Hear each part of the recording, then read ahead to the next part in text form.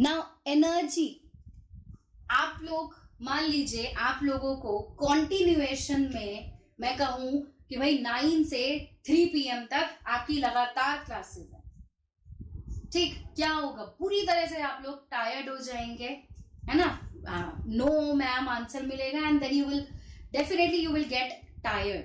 But अगर मैं 9 to 3 की क्लास में लेट्स से बीच में 12 to 1 एक घंटे का ब्रेक दे दें और फिर कॉन्टिन्यूएशन में क्लासेस हो कि 9 to 12 हो गई और फिर 1 to 3 हो गई, तो फिर भी आप शायद कर पाए, क्योंकि वो जो 1 आवर का ब्रेक है, हो सकता है उस 1 आवर के ब्रेक में आप अपना अच्छे से ब्रंच करें, आप थोड़ा सा रिलैक्स हो जाएं, राइट। दैट मीन्स आपने जब लंच कर लिया तो आपके पास एनर्जी आ गई एक काम करने की, राइट, कि आप अपनी फर्दर क्लासेस भी अटेंड कर पाए।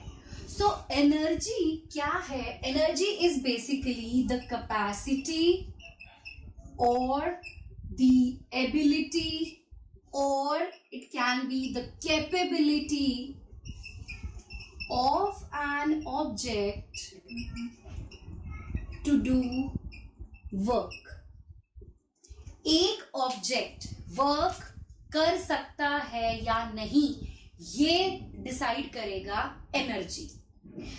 If an object has energy then the object can perform work. Clear? अगर ऑब्जेक्ट के पास एनर्जी है तो वो वर्क कर सकता है, या हम इसका रिवर्स भी बोल सकते हैं कि अगर एक ऑब्जेक्ट वर्क कर रहा है दैट मीन्स उसके पास एनर्जी है। So energy and work, these two terms are used interchangeably. मैं एनर्जी कहूं, वर्क कहूं, एक ही बात है। And since energy and work, they are used interchangeably, so the SI unit of energy is also joule। जो work की SI unit है वही SI यूनिट एनर्जी की भी है, ठीक। And there is a one larger unit, let's say kilojoule। So 1 kilojoule, this is another big unit, this is 1000 joule।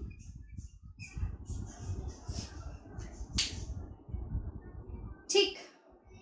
Now there are many forms of energy: heat, light, wind, nuclear, kinetic, potential, mechanical, solar, thermal, बहुत सारी different forms of energy हमें पता है, and one energy form can be converted into another form, right?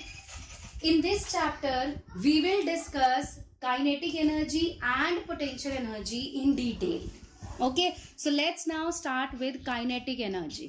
now kinetic energy, जब भी कोई एक object motion में होगा, कोई भी एक ऑब्जेक्ट जब मूव करेगा, सो हम कहेंगे कि उस ऑब्जेक्ट के पास काइनेटिक एनर्जी है। भाई अगर एक ऑब्जेक्ट मूव कर रहा है, इसका मतलब उस ऑब्जेक्ट पे वर्क डन हुआ होगा, तभी वो मूव कर रहा होगा। मान लो भाई ये एक डस्टर है मेरे पास, ये रखा हुआ है, मैंने इस पे फोर्स लगाई तो इसने आगे बढ़ना शुरू करा, यानी कि जब इस डस्टर पे वर्क डन हुआ तब इसने मूव किया। सो अगर हम वर्क कैलकुलेट कर लें तो वो वर्क हमें काइनेटिक एनर्जी की वैल्यू दे देगा। यस और नो? करेक्ट? सो ये ही अब हम यहां पर करेंगे। So kinetic energy is what? It is the energy possessed by an object by virtue of its motion। एक ऑब्जेक्ट जो मूव कर रहा है उसके पास काइनेटिक एनर्जी है।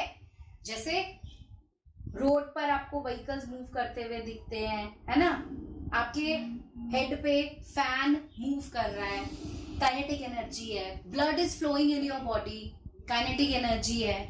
आपके आईलिड्स ब्लिंक कर रहे हैं, मूव कर रहे हैं ना, वो भी काइनेटिक एनर्जी है। तो सब जगह पर जहां पे भी आप मूवमेंट देखोगे वहां पे काइनेटिक एनर्जी होगी। Clear? So suppose there is an object of mass m moving with initial velocity u. A force F is applied on the object which changes the velocity to v and producing an acceleration a in time t. The object covers a displacement s in the direction of force. ठीक, अब जब आपने इस object पर एक force लगाई है और इस ऑब्जेक्ट ने एक डिस्प्लेसमेंट कवर किया है, सो हम कह सकते हैं that there is a work done. Yes और नो? एक वर्क डन हुआ, W is equal to F into S. Agree? और जब ये वर्क डन हुआ है तब ऑब्जेक्ट ने u वेलोसिटी से v वेलोसिटी से चलना शुरू करा। जब फोर्स लगाई, डिस्प्लेसमेंट कवर हुआ, वर्क डन हुआ, तब ऑब्जेक्ट ने अपनी वेलोसिटी को u से v में बदला। क्लियर? अब फोर्स और डिस्प्लेसमेंट ये दो टर्म्स हैं। अब हम इन दोनों टर्म्स को यहां पर इनकी वैल्यूज देखेंगे, हम क्या पुट कर सकते हैं। Now from Newton's second law we know that F is equal to m into a। Correct? So let's say ये फर्स्ट इक्वेशन है, ये सेकेंड इक्वेशन है। देन F की वैल्यू आ गई, ये हम यहां पुट कर देंगे। अब S चाहिए, so what we do, we take third equation of motion. Now from third equation of motion, क्या है third equation of motion? v square minus u square equals to 2as। सो यहां से हम s की वैल्यू निकाल सकते हैं, v square minus u square upon 2a। Clear? Let's say this is equation number 3। f की वैल्यू आ गई, s की वैल्यू आ गई, put in 1। So put equation number 2 and 3 in 1. Put करते हैं। So देखिए हमारे पास क्या आएगा, W is equal to ma force का एक्सप्रेशन इंटू S का expression which is v square minus u square upon 2a। Clear? A से A हो गया कैंसिल, 2 बाहर ले आओ, ब्रैकेट ओपन कर दो, so we get half mb square minus half mu square. And हम कह रहे हैं कि जब ऑब्जेक्ट पर वर्क डन हुआ तभी ऑब्जेक्ट में काइनेटिक एनर्जी प्रोड्यूस हुई है। सो दैट मीन्स ये जो वर्क डन का एक्सप्रेशन आया है, this expression gives you the kinetic energy. So EK kinetic energy, this is equal to work done which is half mv square minus half mu square. ये आ गया आपके पास काइनेटिक एनर्जी का expression. It's a very simple derivation. ठीक है, work done है, force into displacement, force का आपने एक्सप्रेशन लिखा न्यूटन सेकेंड लॉ, एस का आपने एक्सप्रेशन लिखा third equation of motion use करके, दोनों को पुट करके ब्रैकेट ओपन किया है, हमारे पास काइनेटिक एनर्जी आ गया। ये एक्सप्रेशन आप तब यूज करेंगे जब ऑब्जेक्ट के पास इनिशियली एक वेलोसिटी है, एक इनिशियल वेलोसिटी है और एक फाइनल वेलोसिटी है। If initial velocity is 0। मान लो स्टार्टिंग में ऑब्जेक्ट रेस्ट पे था, अब आपने उस ऑब्जेक्ट पे एक फोर्स लगाई और उस ऑब्जेक्ट ने मूव करना शुरू किया। सो उस सिचुएशन में काइनेटिक एनर्जी का एक्सप्रेशन बस ये बन जाएगा, half mv square.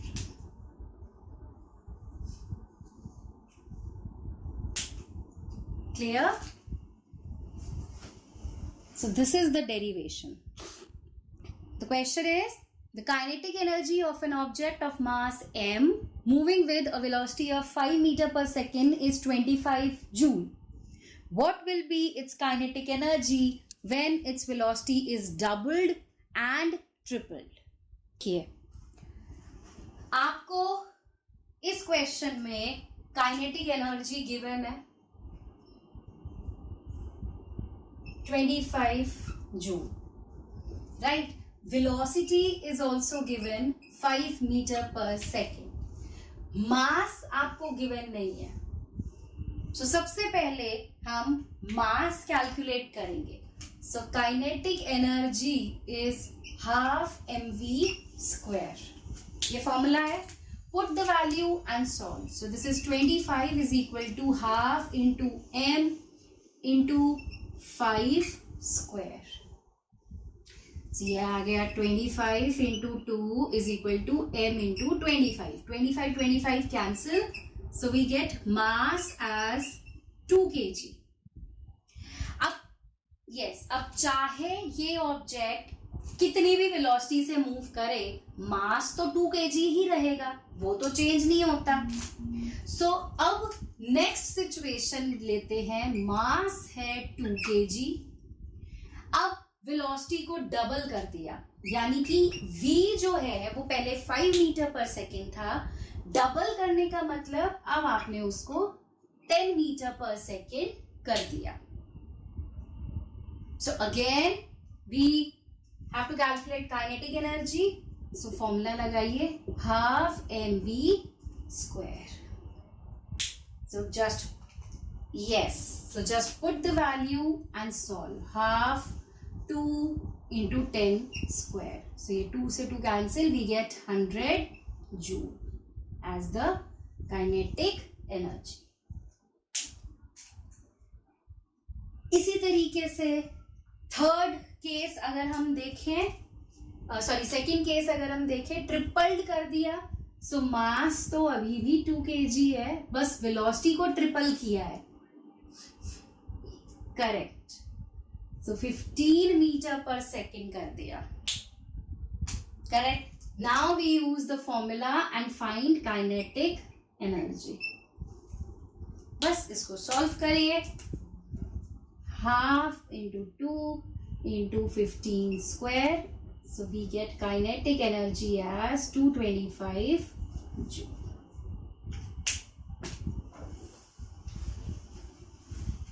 The question, check karo. Calculate the kinetic energy of a car of mass 750 kg moving with a velocity of 54 kilometers per hour. Find the new kinetic energy of the car if a passenger of mass 50 kg sits in the car. So, with and without passengers, दो आपको answers निकालने हैं यहाँ पर. ठीक है. सो पहले हम विदाउट पैसेंजर देखते हैं. कार का मास है 750 kg. कार की वेलोसिटी है 54 किलोमीटर्स पर आवर. तो सबसे पहले इसको चेंज करो मीटर पर सेकेंड में, राइट. सो 54 इंटू 5/18 से इसको मल्टीप्लाई करो, तो ये आ जाएगा आपका 3. सो दिस इज 15 मीटर पर सेकेंड, राइट. ये वेलोसिटी आ गई.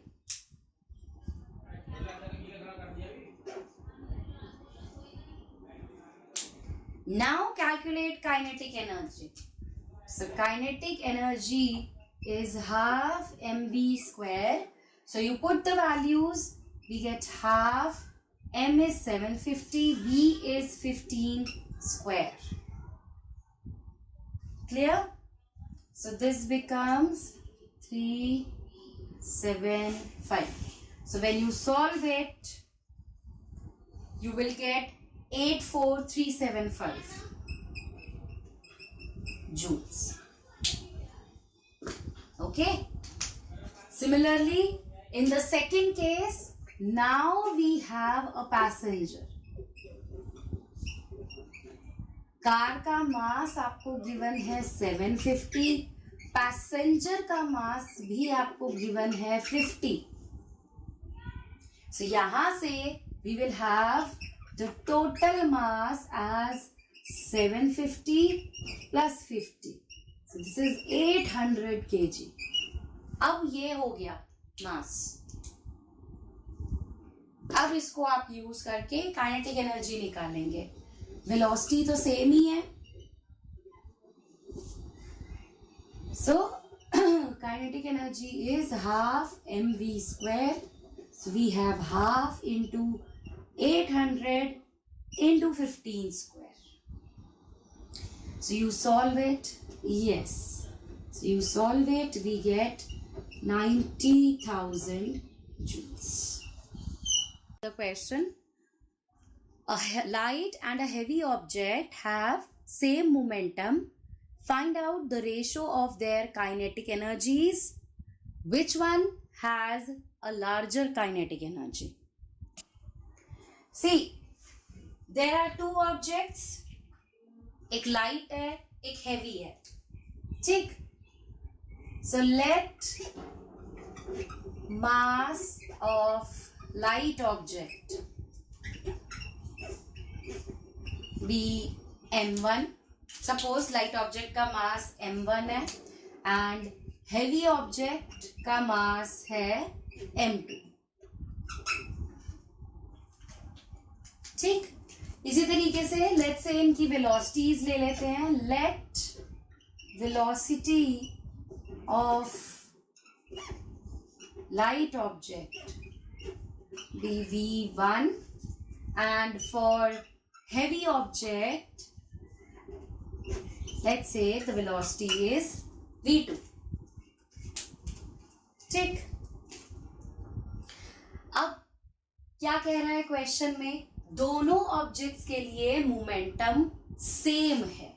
दैट मीन्स फर्स्ट पार्टिकल के लिए या फर्स्ट जो लाइट ऑब्जेक्ट है उसके लिए मोमेंटम हो गया कितना?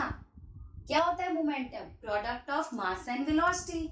सो फर्स्ट ऑब्जेक्ट राइट जो लाइट ऑब्जेक्ट है उसके लिए मोमेंटम हो गया m1 v1. इसी तरीके से हेवी के लिए मोमेंटम हो गया m2 v2. राइट. और हमें क्या गिवन है कि दोनों के मोमेंटम सेम है. This means P1 is equal to P2. Correct. तो यहां से मेरे पास m1 v1 is equal to m2 v2 आ जाएगा. And hence we can have this m2 by m1 is equal to v1 by v2. Correct. अब क्या given है? हमने heavy object के लिए मास m2 लिया हुआ है यानी कि m2 ज्यादा है m1 से. Therefore v2 कम होगा v1 से. बेटा देखो इनवर्स रिलेशन है. यहाँ पे जिस हेवी ऑब्जेक्ट का मास न्यूमरेटर में है तो उसकी वेलोसिटी डिनोमिनेटर में है. मतलब जिसका मास ज्यादा उसकी वेलोसिटी कम.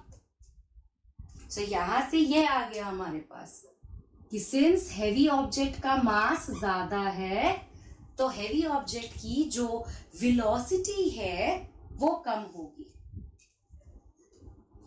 तो v1 ज्यादा आ गया v2 से. इसका मतलब जो लाइट ऑब्जेक्ट है वो ज्यादा वेलोसिटी से मूव कर रहा है। ठीक, अब काइनेटिक एनर्जी देखें। काइनेटिक एनर्जी का फॉर्मूला है हाफ mv²। ठीक, इसको लेट्स से हम मोमेंटम की टर्म्स में लिखते हैं। कैसे लिख सकते हैं? हाफ mv² जो ये है ना, इसको मास से मल्टीप्लाई और डिवाइड कर दो। लेट्स से मैंने मास से इसको मल्टीप्लाई और डिवाइड कर दिया, तो ये बन गया मेरे पास half m² v² by m। And mv जो है उसको मैं मोमेंटम लिख सकती हूं, so this becomes momentum square upon 2m। ठीक, लिख सकते हैं। अब यहां से काइनेटिक एनर्जी का रेशो ले लेते हैं, K1 बाई K2। हमें रेशोज ही लेने को बोला है ना। सो फर्स्ट ऑब्जेक्ट के लिए काइनेटिक एनर्जी हो गई P1² by 2m1 upon P2² by 2m2। सो ये ऊपर चला जाएगा, 2m2 बाई P2² हो जाएगा ये। अब P1 और P2 बराबर है, ये हमें गिवन है, तो ये और ये वैसे कैंसिल हो गया, 2 से 2 कैंसिल हो गया। करेक्ट। सो यहां से मेरे पास K1 अपॉन K2 कितना आ गया? m2 by m1।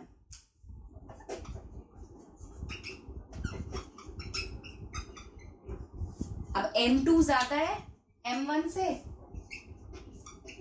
since m2 is more than m1, hence K1 will be greater than K2। देखो यहां पे भी इनवर्स रिलेशन है। m2 यहाँ पे न्यूमरेटर में है, लेकिन उसकी काइनेटिक एनर्जी डिनोमिनेटर में है, तो जिसका मास ज्यादा उसकी काइनेटिक एनर्जी कम। सो फर्स्ट जो ऑब्जेक्ट है, जो लाइट ऑब्जेक्ट है, उसके लिए काइनेटिक एनर्जी ज्यादा होगी। सो आप यहां से लिख सकते हैं kinetic energy is more for light object. I hope this thing is clear to all of you.